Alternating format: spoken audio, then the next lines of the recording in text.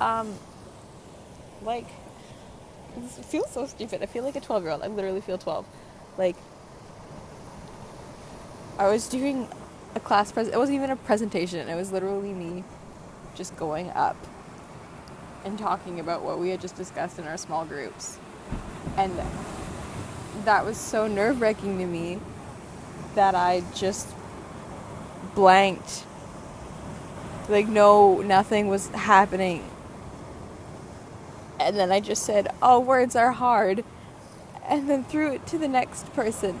Like, oh.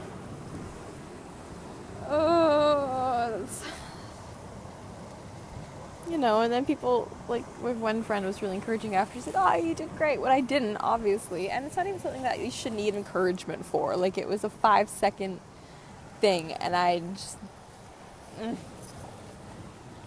Which made me really bummed, because I feel called to, like, speak in front of so many people. In front of, like... And I can't even speak in front of my classmates.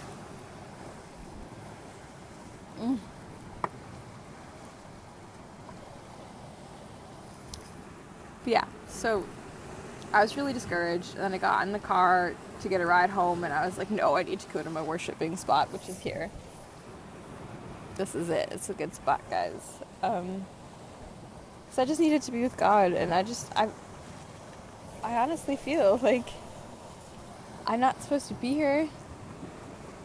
From that one little tiny thing, my entire belief system was, like, ripped down. And I just feel so inadequate compared to everyone else who's there. And I know you're not supposed to. And I know that I am good enough. I know that God says I am good enough. But I can't shake the feeling of not being good enough. And I know that I need to stand on His word. And that's what gets me through it. But I wish so much that my emotions and, like, my stomach gut feelings were the same as where my heart's at. So I came here to basically just be like, God, okay, what's the new plan? Like, where are we going now? Because Bible college isn't working out. And I couldn't even start talking to Him about it.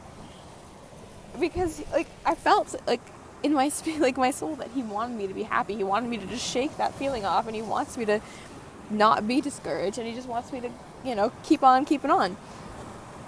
Because there's another public speaking thing coming up for class in school, and, like, I was thinking about volunteering to say 3 things that I'm thankful for, because I have so much to be thankful for, and I really want to get over this fear of public speaking. And I was like, oh, what better way to do it than to public speak? But after today, I was like, I can't. I will throw up. I will stand in front of the school, and I will say nothing, because apparently words don't happen when I'm standing in front of people, and I will puke, and I will ruin their day. But then coming down here to have this discussion with God, He's just like, nah, you're fine, you'll power through it. And, like,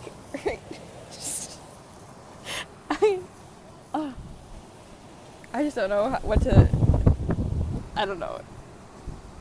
And then I just started worshiping. I just started singing and praising.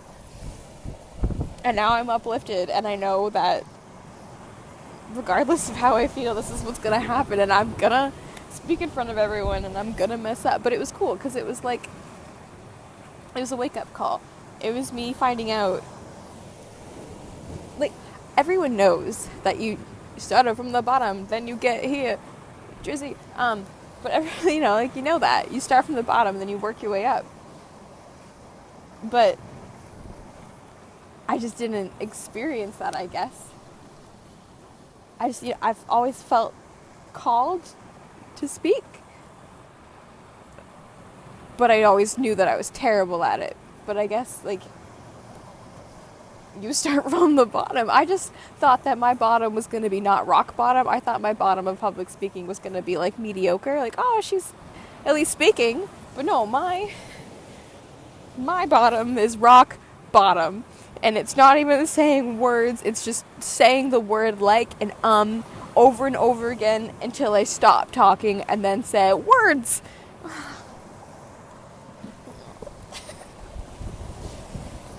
It's cool. God's gonna work in me. It's fine. Practice makes perfect.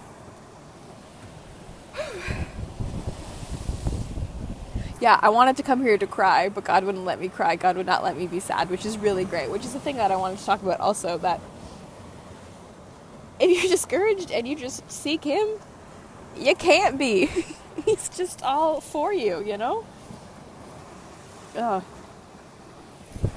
Plus creation. Everyone has a different way of worship, and some people like to be alone, and I do like to be alone.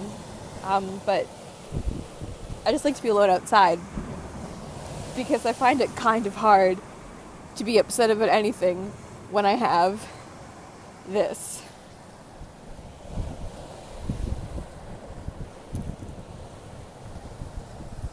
God is that good. He made, like, there's a paraglider.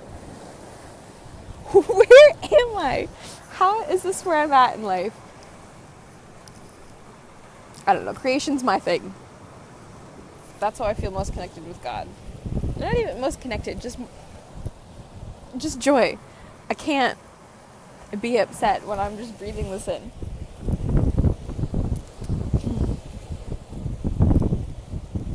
That's it. I hope you guys are doing well. The 5 people who watch this, being my mother and my grandparents. Not even my dad. Just...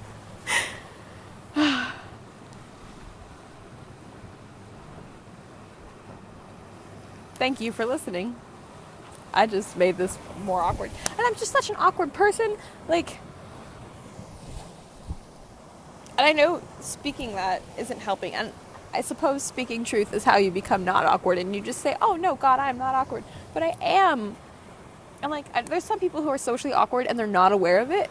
And for me, it's like I can put up a good front. Like, I can play it off like I'm not embarrassed and like I'm not dying inside and that I'm, you know, cool and confident. But I'm not. And I'm so aware of it. And...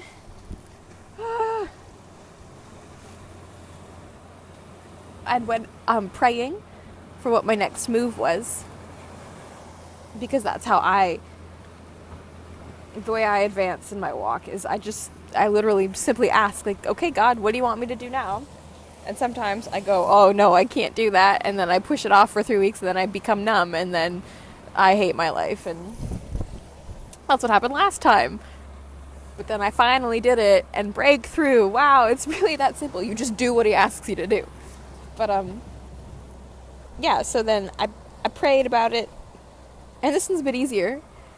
It's just approaching people. That's what it is. Approaching people who I don't usually approach. So, like, my comfort zone would be, like, the 3 people who I'm comfortable around. And I gotta put myself up. And, like, even today, I feel like God's just, like, trying so hard to help me. Because today, someone said hello to me, and I did this with my body. Like, they were like, hey, Kenny. And I was like, like an ape. I literally just started acting like an ape. It's cool. He's working in me.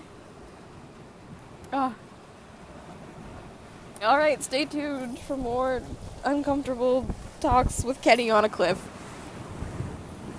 Thanks, world. I love you, Mom. Bye.